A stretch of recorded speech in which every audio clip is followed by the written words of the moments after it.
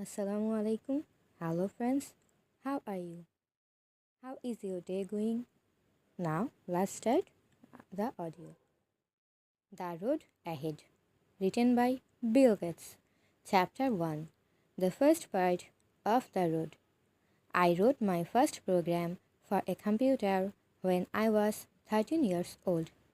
A program tells a computer to do something. My program told the computer to play a game. This computer was very big and very slow. It did not even have a computer screen, but I thought it was wonderful. I was just a kid, but the computer did everything I told it to do. And even today, that's what I love about computers. When I write a good program, it always works perfectly every time. The computer was our toy. We grew up with it. And when we grew up, we brought our toy with us. Now, the computer is in our homes and in our offices. It has changed our lives and it is changing them again because now the computers are coming together to make a new system. In this system, computers all over the world are beginning to work together. Our computers will be our telephones, post office, library, and our banks. When we talk about this new system, we call it the Internet. This book will try to answer questions about the future of the Internet, what it will be like, and how we will use it. Sometimes, when we talk about the future of the Internet, we call it the information highway. The information highway, when it comes, is going to bring new ways of doing things. New ways are strange, and sometimes people worry about them, but they are also exciting. I'm very happy that I will be a part of this strange new time. I have felt this happiness and excitement before.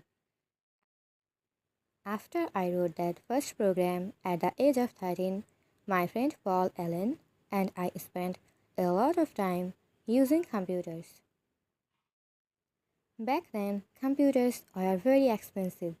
It cost $40 an hour to use one. We made some of our money during the summers when we worked for computer companies. My friend Paul knew a lot more about the machines than I did. I was more interested in the programs, but I learned from him. One day in 1972, when I was 16 and he was 19, he showed me something that he was reading. It was about a company called Intel that had a new microprocessor. A microprocessor chip is the part of the computer that thinks. This new one wasn't very smart, but we wanted to see if we could write a program for it. In the end, we made a program for it, but we didn't make much money from it. The next microprocessor from Intel came out in the spring of 1974. It was much smarter than the earlier one. When we read about it, I told Paul that the days of the big computers are finished. But it was another new idea that excited us more. In December of that year, we saw a picture of the Altair 8800. The Altair was a microcomputer, a small computer with a new Intel microprocessor chip. When we saw that, we thought, oh no, people are going to write real programs for this chip. I was sure of this and I wanted to be part of it. It took us 5 weeks of hard work, but in the end, we did it. We had a program for the Altair and we had something more. We had the world's first company that wrote programs for microcomputers. In time, we named it Microsoft. Starting a company isn't easy. Sometimes it means that you can't do other things that you like. I loved college. I liked having conversations and sharing ideas with so many smart people. But I knew that I had to choose. That spring, Paul decided to leave his job, and I decided to leave college. I was 19 years old. Chapter 2, Beginnings. To understand the future, it helps to look at the past. More than 150 years ago, a British man named Charles Babbage had an idea about a machine that could work with numbers. He wanted to make a machine that could follow different orders to do different jobs. Today, we call this sort of machine a computer, and we call the orders software. Software is a group of rules that you can give to a machine to tell it how to do something. Computer programs are software. For the next 100 years, people worked on Babbage's idea. Finally, in the 1940s, they built the first computer. The United States and Great Britain worked on it together during the war, and the work was secret. Three of the most important men who helped to build it are Alan Turing, Claude Shannon, and John von Neumann. Even before the war, Claude Shannon was interested in thinking machines. He showed how small switches could be the computer's alphabet. In this system, a switch that was off meant true, and a switch that was on meant not true. This simple system is called the binary system, and computers still use it today. John von Neumann, an American born in Hungary, added something just as important.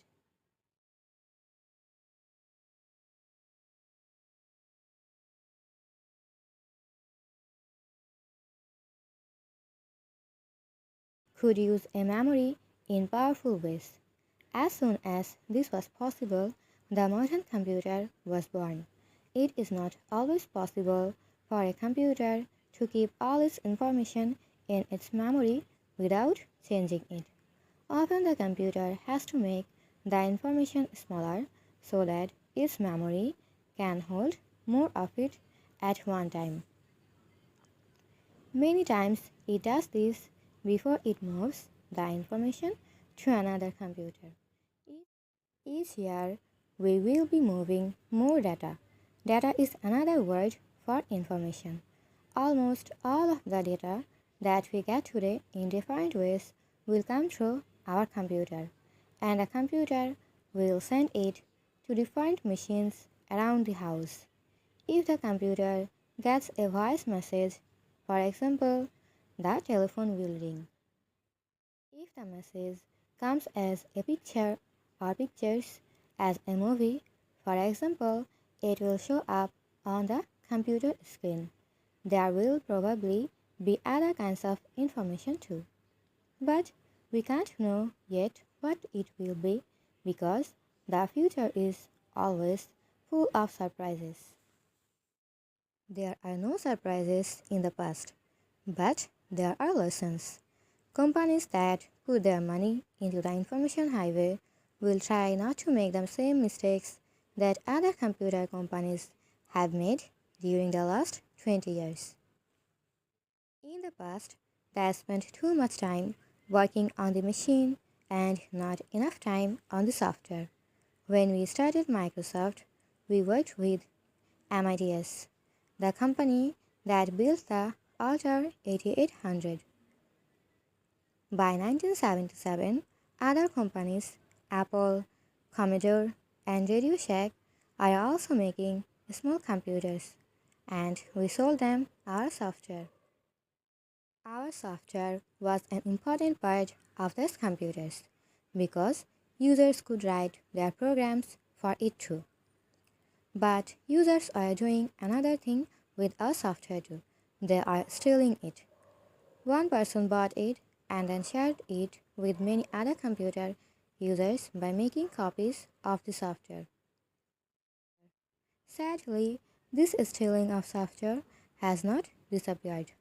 Even with this problem, we are still selling a lot of software, and not only to American companies. By 1979, almost half of our business was coming from Japan. In, in 1979, Paul and I moved Microsoft to a town near Seattle, Washington. The company was growing. Microsoft was doing so well because we made only software, never computers. The computer companies came to us for the programs, and because almost all of them bought their software from us, our programming language, Microsoft Basic, was the most important computer programming language. Computers and their software are different from many other things you buy because they can become more useful. If you buy a computer because you want to play computer games, the computer becomes more useful each time a company makes a new game. In the beginning, television was not as important in our lives as it is today. At first, there were not many television shows, but as companies sold more televisions, there are more reasons to make more shows. More people wanted to buy televisions. The same thing happened with compact disc music machines. When compact disc machines first arrived in the stores, you couldn't find many of your favorite singers or songs on compact disc.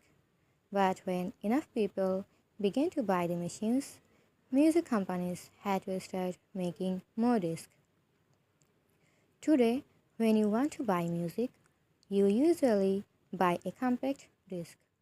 Those lessons are important for the computer companies.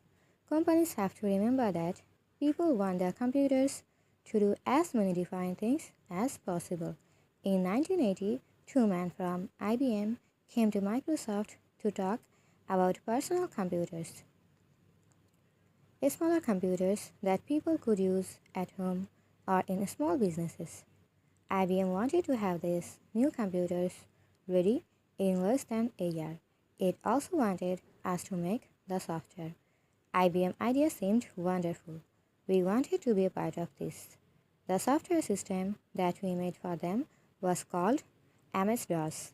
We gave them a very low price for using it, and their computers with our software sold very well. Soon, other people began to write software that built on top of the MS-DOS system. This was, this was good news for us because in this way our system became more useful for everyone. For a few years, more than half of all personal computers in business are IBM computers. The business we did with IBM was very important to us. But in 1992, after some difficulties with different software systems for new computers, we stopped our work with them. Nothing that you sell will do well forever unless you work on it and make it better. We made MS-DOS better and better, but in the end, we stopped making it. Instead, we sell Microsoft Windows software. We are planning to make a completely new Windows system every 2 or 3 years. Everyone makes mistakes now and then. What is important is what you do after those mistakes. The secret to winning in our business is change. I believe a company can stay on top by making the changes at the right time. Chapter 3. Some things computers can do for us. When I was a kid, the Ed Sullivan was on television at 8 o'clock on Sunday nights. You are in front of the television at 8 o'clock or you missed it. And no one wanted to miss the Ed Sullivan show. We decide what we watch, but television companies decide when we will watch it. That's the way I watched the Ed Sullivan show 30 years ago. And that's the way most of us will watch the news tonight. In the early 1980s, the VCR began arriving in homes. The VCR is a machine that makes a copy of movies or TV shows so that you can watch them later or even keep them. Now you can choose when you want to watch something. Talking on the telephone has changed too. Before the telephone answering machine, you came home after work and you didn't know that someone wanted to speak with you. Now we can listen to our messages and call people back when we want to. In the future, there will be television as there is now, but there will also be television through the computer. You will be able to watch anything that has already been on TV at any time you want. Your mail will also arrive in this way, and the computer will hold it for you until you are ready to read it. But the information highway won't be just a television and a mailbox. It will give us much more. It will help us to learn, to shop, to look after our money, and to talk with our family and friends. It won't matter where in the world they are. Computer screens will be better than they are now. Their pictures will be clearer, and we will be able to use some of them to write or draw on. Others will work together with the telephone and will show us the face of the people who are calling us. In today's world, people need to work while traveling. For years, we have had the laptop, a small computer that you carry with you. And now, there are computers that go in your pocket. These pocket computers carry information, and they also send letters or play computer games with you. In a few years' time, you won't keep money in your pockets because you will use your pocket computer to buy things. It will be your little bank, and only you will be able to use it. One of the problems that people think of when they hear about the future of the internet is too much information. They think that the internet will be a mountain of data and that the mountain will fall on them. But too much information is not a new problem, and it's not a problem that we only have with computers. Think about books for a minute. When you go to a library, do you worry about reading all the books there? No, of course not. You know what you are interested in. You know what you want to read, and the library system helps you find it. The internet has filters. A filter helps you choose the information you want. Tomorrow's filters will be better than today's. If you are interested in football, your computer will show you the winners of the football games first. You will ask it about sports. Of course, you will have to tell it things first. The filter will work better if it knows more about you. Today's computers are like first-day workers. You have to give careful orders about everything. And these computers will always be first-day workers. They cannot learn from you. A filter that knows a lot about you can learn. It will remember what you are good at. It will remember what you like and don't like. And it will try to help you in other ways. Because filters will learn, they will also change. When a filter becomes very smart, we call it an agent. It will even have a voice. Some people don't like the idea of talking to a computer. It's too strange, they say. But we talk to machines already. When your car or your computer doesn't work, you shout at it. We shout at things all the time. Now, instead of shouting, we will be able to talk. Building the future internet, the information highway, will be a big job. The system will have to work with many different kinds of computers and other information machines too. And it will be expensive to build. But building it has begun already. The internet is a group of computers that share information. The internet is already here, and it is the most important new idea in the computer business since the personal computer. The internet uses the telephone systems. When I send you a message, it goes from my computer to the telephone and then from there to my internet company. Then my company sends it to your internet company, and your company sends it to you. The internet is a wonderful system, but it has some problems.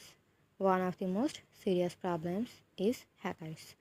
People who know a lot about computers and use this to get into other people's computer systems. On November 2, 1988, thousands of computers using the internet began to slow down. Many of them just stopped. Companies lost work hours and money. The reason for the trouble was a program that a hacker put into the system several months before. But most of the time, the internet works smoothly. Millions of people are using it today, and they are happy with it. Another change for the internet is coming too. Soon you will see movies on your television or on your computer screen because you chose them. These movies will come from cable television companies. Cable television and telephone companies will fight to get you as a customer for the things they offer movies, banking, shopping, etc. The personal computer has helped people in many ways. The internet will do more.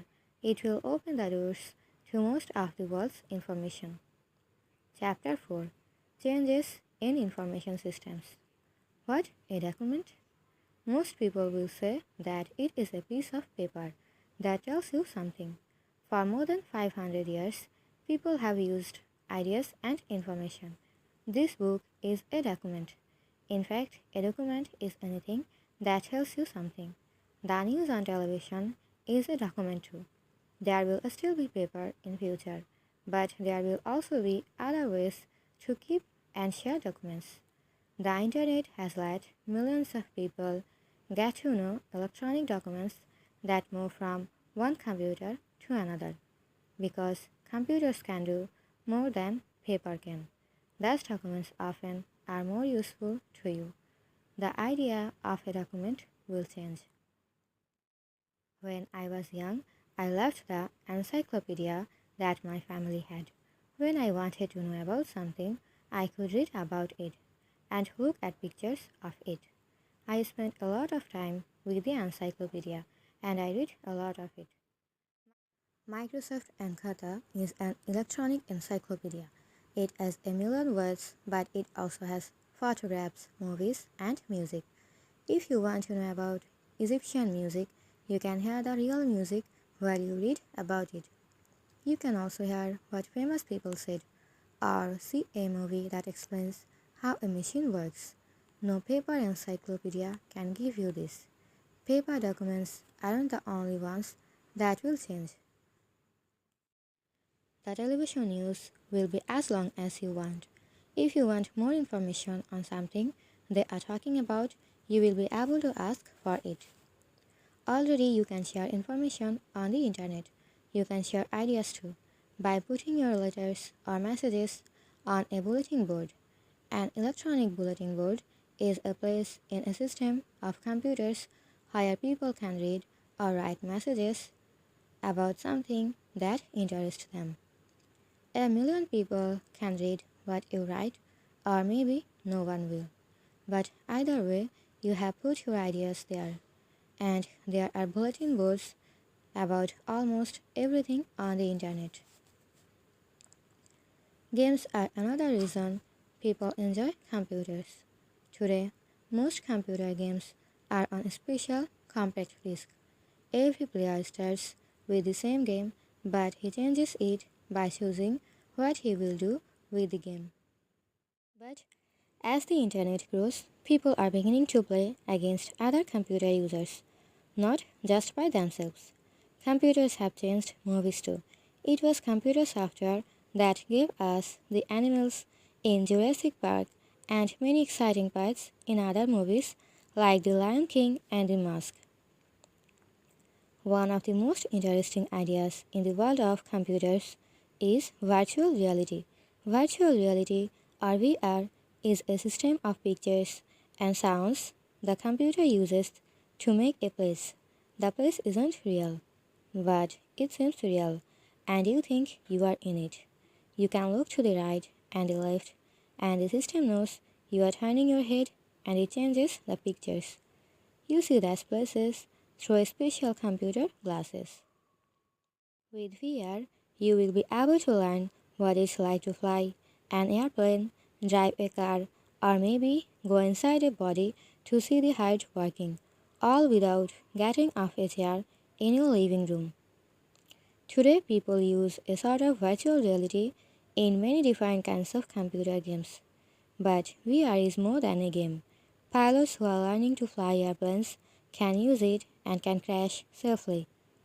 For example, doctors can use it to practice difficult work. Virtual reality systems won't just show us places that we know. There will be wonderful and real worlds too. People are already working to make this interesting and real worlds. Chapter 5: The World of Business.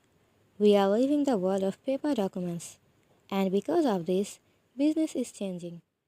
The personal computer has already changed how we work, and now that computers are talking to each other, business will change even more.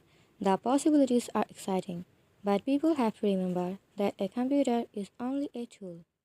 It can help you with many of your problems, but those problems won't disappear just because you have a computer.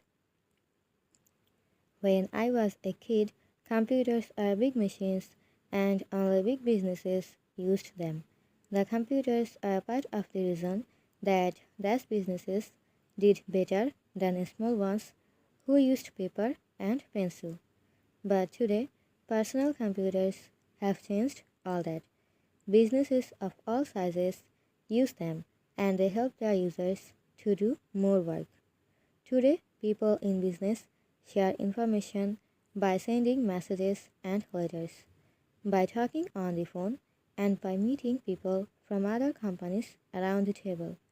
All of this cost time and money.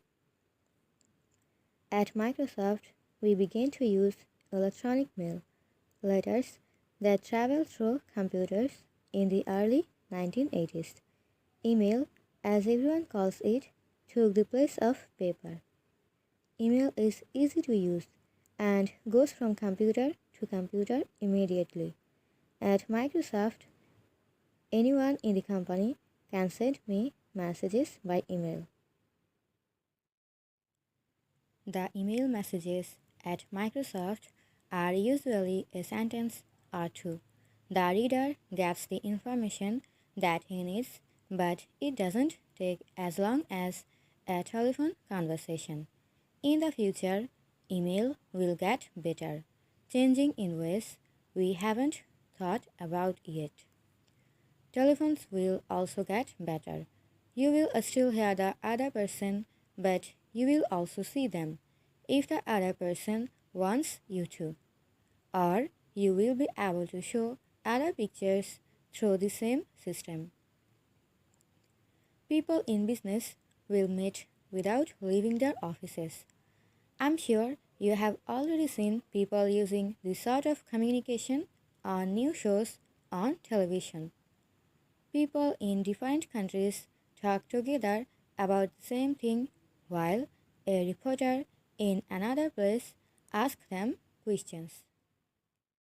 Businesses will find this system useful because it works better than telephone conversations, and it will be cheaper and quicker than bringing people together from around the country or around the world. There is another part of work that is already changing. In the United States, millions of people work without going to an office every day. They do their jobs at home by using computers, email, and fax machines. When you work somewhere and then send your work to another place, you are telecommuting. The people who do this are telecommuters, and more people will be telecommuting in the future using the internet. For this new system of telecommuting to work better, businesses will have to find a new way of thinking about work time. When you are in the office, the company pays you for every hour that you are there. When you are telecommuting from your home, there will be times when you are looking after the baby or doing other things. When this happens, telecommuters will tell their computer, and the computer will tell the office that they are not working at this time. A lot of companies will become smaller, using telecommuters only when they need them. Big is not always better in business. Many telecommuters will work more than one company. They will put their work schedules into the computer, and other businesses will know when they are free to work for them. Telecommuting will change our lives in many ways.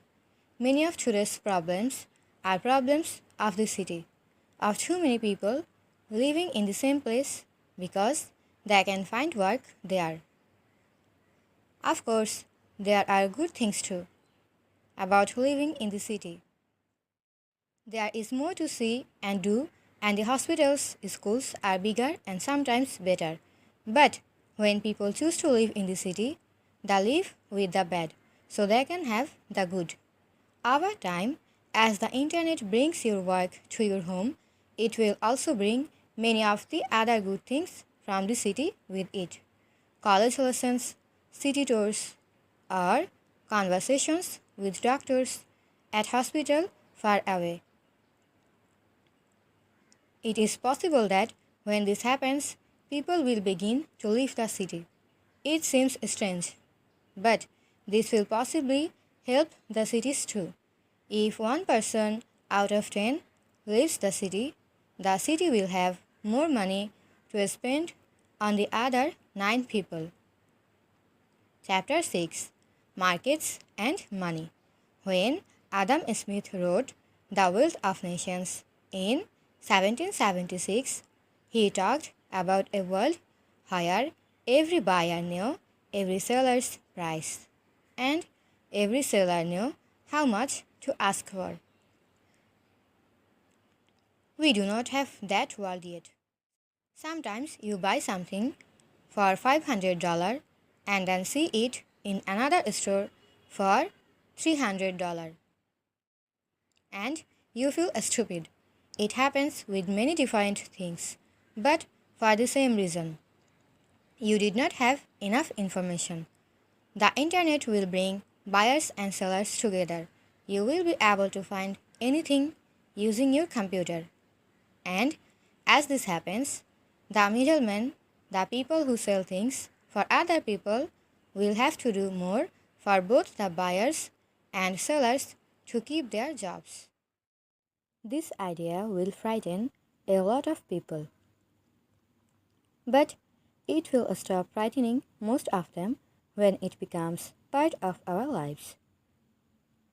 We will ask for more and get more from the middleman.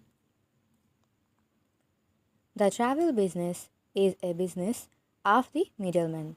The people at the travel office will have to work harder to keep their customers. It will be easy to get travel information through the internet, and many people will start to plan their own travels. On the internet, lots of people will buy things straight from the companies that make them. Because of this, advertising will change. And when you think that something you bought isn't very good, or when you really love it, you will be able to tell other customers about it on the electronic bulletin boards.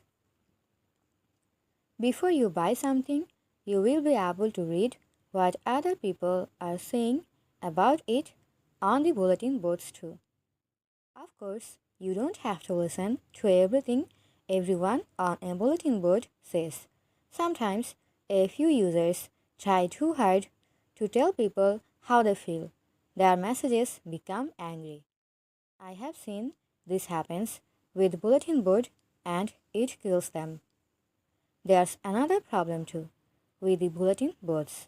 Today, if someone keeps telephoning you and you don't want to hear from them, the police and the telephone company will work together to stop them. But no one will get angry at the telephone company. They will get angry at the person who is telephoning. It's different with newspapers. If a newspaper tells lies about you, the newspaper is in trouble. The internet companies are somewhere in the middle between newspapers and telephone companies. They give us information, but they also bring us information that they did not write, like the messages on a bulletin board. There have been some problems with the bulletin boards. Some users have become angry at what other users have put there. Does this mean that the internet company gets into trouble? It isn't clear yet. I think that in the end, we will put the information on the internet into different groups. In some groups, there will be information that the company has read and changed if necessary. In other groups, the messages will still come straight from other internet users. But the bulletin board won't be the only place to find out about things that you want to buy. Today, you can see people in the movies drinking one kind of beer or eating at a restaurant you know. This is a new kind of advertising.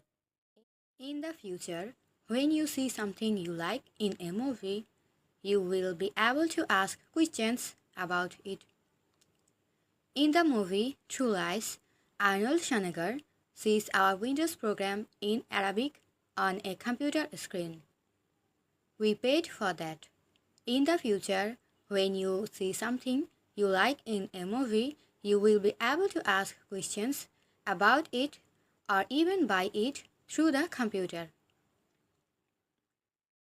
If there's a nice hotel in the movie, you will be able to find out where it is and how much the room cost. You will be able to stop the movie while you do this and then start it again when you have finished. Another idea that will change shopping has already started. Levi Strauss & Co. is trying a new system for its jeans. At many of its stores, you can tell them how big you want your pants at the stomach and how long your legs are. And their computer sends those numbers to their factory. There, another computer tells the cutting machines and they make a perfect pair of pants just for you. In time, it's possible that everyone will have their personal clothing information in their computer. It will be easier to buy someone a present when this happens. You will know that the clothes will be the right size. You will also be able to tell your computer about other things you want to buy. Your computer will tell you when it finds something interesting.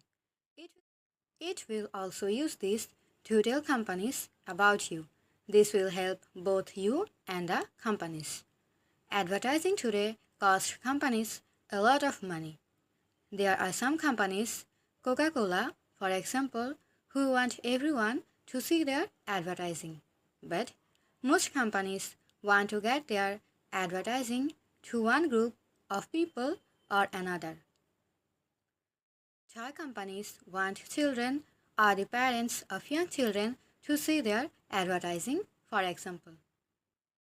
Car companies want drivers to see their advertising, and companies that make expensive cars want rich drivers to see their advertising. When companies know more about you, you won't have to look at advertising for things that don't interest you.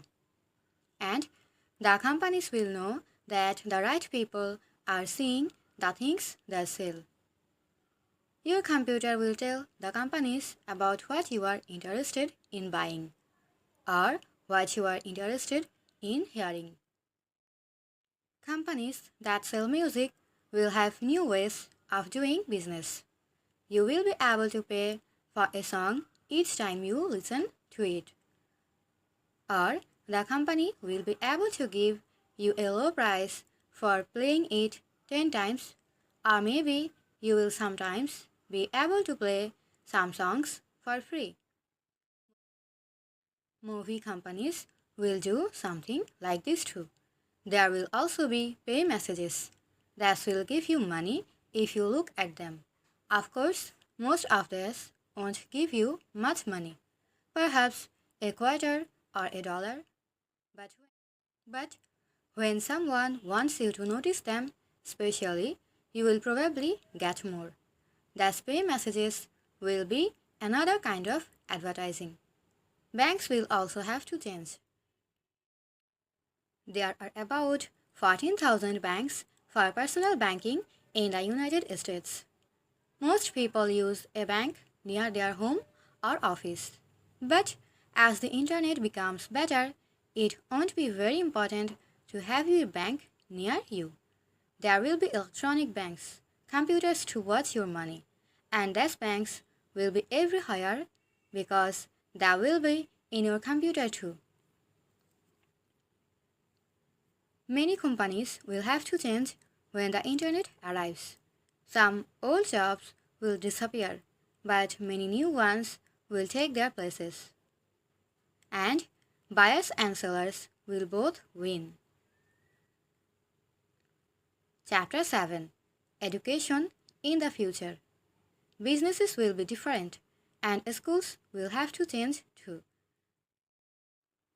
Howard Gardner from the Harvard Graduate School of Education says that you have to teach each child in a different way because people see the world differently. Some teachers are already using the internet. Many teachers are already using personal computers.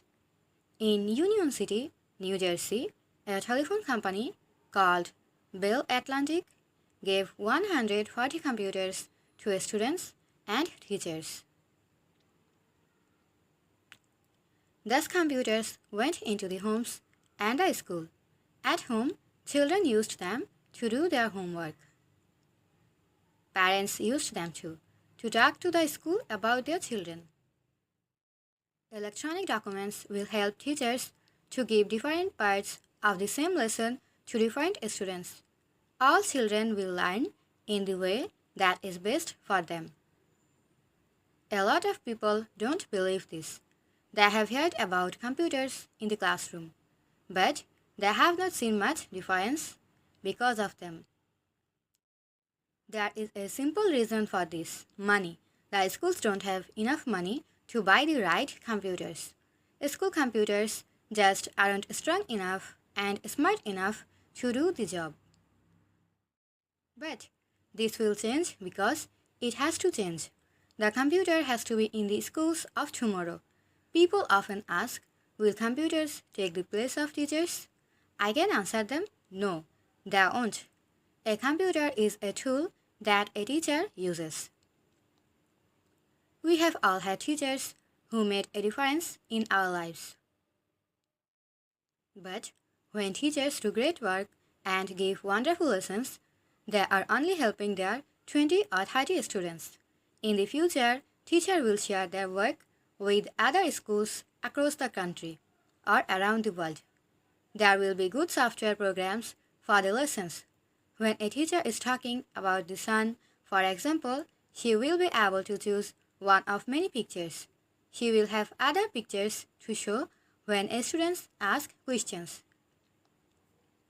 After the lesson, the students will be able to look for more facts on their computers. There will be other programs too to help these teachers. For each student, she will have a special program with information about that student. Teachers can work better with students and their parents when they know more about the students. Computers can also help with tests one of school's most frightening things. Many students are afraid of tests. A student who doesn't do well on tests often starts to be frightened of school in general. With computers, students will be able to take tests anytime, with or without the teacher. When they make a mistake, the computer will help them. Then, when the teacher gives a real test, the students will have a better idea of what they know. Every school will have a wonderful library because the internet will bring millions of books to the school's computer screens. It will also bring electronic documents like the encyclopedia. Students will be able to ask questions and get answers about almost everything. Some parents aren't happy when they see their children in front of the computer. Go read a book, they say. But they are only thinking of computer games. In the future, books will be in the child's computer. Having all this information isn't the only answer to the problems that many schools have today, but it will help. And our schools are the most important places we have. But there are other places too, where people need to learn. People everywhere will be able to learn from great teachers. And people of all ages will be able to go to school anytime they sit down in front of their computer. Chapter 8: A Home for the Future. Many people believe that computers will take away the time we spend with our friends. Some think that we will become too comfortable at home and we won't want to leave it. Some think that when we start talking to computers, we will stop talking to people. I don't believe this. In the 1950s, people said that cinemas would die, television will kill them. They said. But cinemas are still here. People aren't always right. In fact, the internet will bring many of our old friends back to us. It will be easier to keep friends who have moved because we will be able to write and talk to them more often and it won't cost as much. The internet will help us to make new friends too. Many of your conversations will start on the computer, but soon you will want to meet. The internet will also give you a louder voice in your town or city. If something is making you angry, you will be able to find other people who feel the same way. Then you will be able to do something together to change the problem and make your town or city better. Some parents are afraid of the internet because it will be a place where their children can learn about anything they want, good or bad. This is a difficult problem. What comes into the home will be different, but the home will also be different. We won't need many of the things now we have: paper dictionaries and encyclopedias, series, the boxes with old letters and old photographs. All this will disappear into the computer. We won't lose them. They will be safe inside out computers, but we will only look at them when we choose. I'm thinking about of this because I have recently built a new house. My house is a house for the future. It is pretty, but most of all, it is comfortable. It's where my family and I live. My house is made of wood, glass and stone. It is also made out of software. If you come to visit, you will probably be surprised when you come in. Someone will give you an electronic pin to wear. This pin tells the house who and where you are. The house uses this information to give you what you need. When it's dark outside, the pin turns on the lights nearest you and then turns them off as you walk away from them. Music moves with you too. If you get a telephone call only the nearest telephone rings. Of course, you are also able to tell the house if you want something. There is a home control console, a small machine that turns things on and off around you. The pin and the console are new ideas, but they are in fact like many things we have today. If you want to go to a movie, you need a ticket. If I give you my car keys, you can use my car. The car works for you because you have the keys. My house works for you because you wire the pin or hold the console. I believe that 10 years from now, most new homes will have the system that I have put in my house. The systems will probably even be bigger and better than the ones I have put in today. I like to try new ideas. I know that some of my ideas will work better than others. But I hope that one day I will stop thinking of their systems as new and ask myself instead, how did I live without them? Chapter 9: The Internet Gold Rush. In 1994 and early 1995, when there was a lot of excitement about the information highway, it seemed that almost every day one company or another was trying to become part of the plans to build it, to be the first to offer users video through cable television, for example, or video telephone systems. It was like an exciting dream. Small and large companies hoped to make a lot of money with new electronics and ideas on how to build and run the highway. Everyone wanted to win. They did not see much of a place for the personal computer in this picture of the future. Then, later in 1995, people suddenly seemed to notice the internet. Communication from one personal computer to another, from office to office, home to home, or country to country around the world, was clearly an early move toward a future information highway.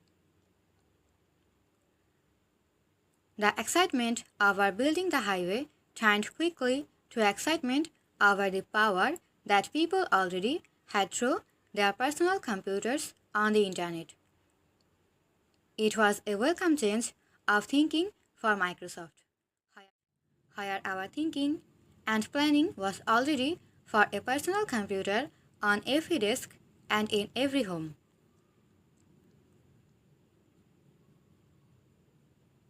Plans changed first at every communications, computer and software company. They dropped their ideas for the information highway and started to look much more carefully at the World Wide Web of personal computers that people are already using. Companies quickly began to make computer hardware and software especially for the internet to give users new ways of sending and getting information on almost any subject, of doing business, and of making friends, for example. Internet software is still becoming better and more powerful every day. And in the near future, video and telephone systems will probably run on it, just as people thought when they were making plans for the information highway years ago. The early days of the internet are like the early days of the California gold rush. People will make money in surprising ways. In 1852, about 3 years after the start of the gold rush, thousands of men hoped to find gold and get rich quickly. A man named Levi Strauss opened a store in San Francisco. 20 years later, when many people are still dreaming of finding gold, another man from Nevada offered Strauss an idea for a new sort of pants made of blue denim. They agreed to go into business together, and they got rich. But it wasn't from gold. Since then, the Levi Strauss Company has sold more than 1 billion pairs of blue jeans all over the world. Blue gold, we could say. Almost everybody will someday share in the riches of the internet. It will grow so that almost everyone in the richer countries of the world and large numbers in the poorest countries will be users. Microsoft is already working toward that goal. Chapter 10: Moving into the Information Age. This is an exciting time in the world of computers and information. It is a beginning. New things are coming and new jobs are coming with them. I hope for great things from the future, but I worry a little too. Workers will have to learn these new jobs. Countries will become nearer together, and this will change the way we feel about neighboring countries. There will be new problems, but today we can only guess what there will be. Sometimes, with everything changing, it seems that the world will be completely different from one day to the next. It won't, but we have to be ready for some changes. For most people, the problem is, where will my place be in all this? They worry about new jobs and their children's jobs. These are serious questions. Some jobs will disappear, but these are the same questions I heard when the personal computer arrived in the workplace, and nothing terrible happened then. Each time a job disappears, the worker who has that job is free to do something new.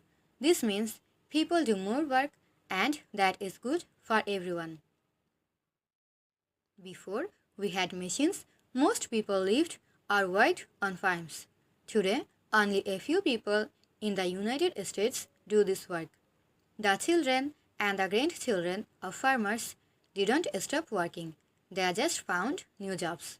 In 1990, more than half the 501 different jobs you could have are jobs that were not there in 1940. Computers frighten almost everyone but children, before they learn to use them. When people spend more time with computers, they understand them better. You can start by playing computer games or doing other simple things. Once you start using them, I think you will like them. The most important users will be today's children and young people. The internet is for the future. To give the children this future, we have to do two things. We have to get both girls and boys in front of computers. There are women in the computer business, but there are places for many more. We also have to get the internet into the schools. The lowest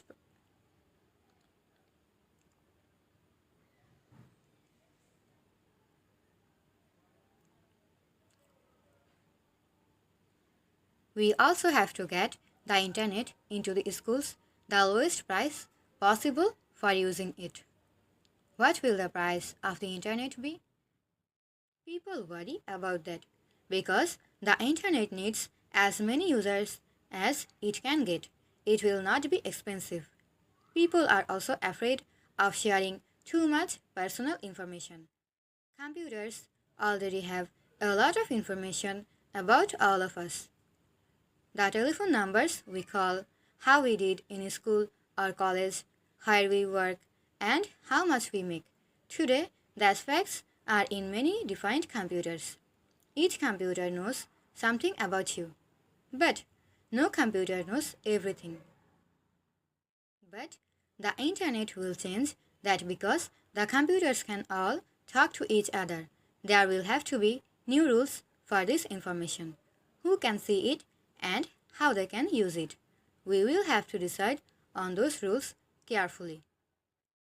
At the same time, it's important to remember that computers can also hide information. You can keep your information safe by using a secret password or number. Computers today have very good systems for this. Computers of the future will have almost perfect systems. Without that password or number, no one will be able to read what is in your computer. Your personal information will be safer, in fact, than ever before. Yes, there will be problems, but not impossible ones. There will be mistakes, but we will learn from them. 50 years ago, Antony de Saint-Exupéry, a famous French writer and airplane pilot, was talking about the airplane, the telephone, and the movies when he said that the best things people have made are all things that bring people together. The internet will be a road to many places. I have had an interesting time thinking about some of these places, and I'm excited to be on that road.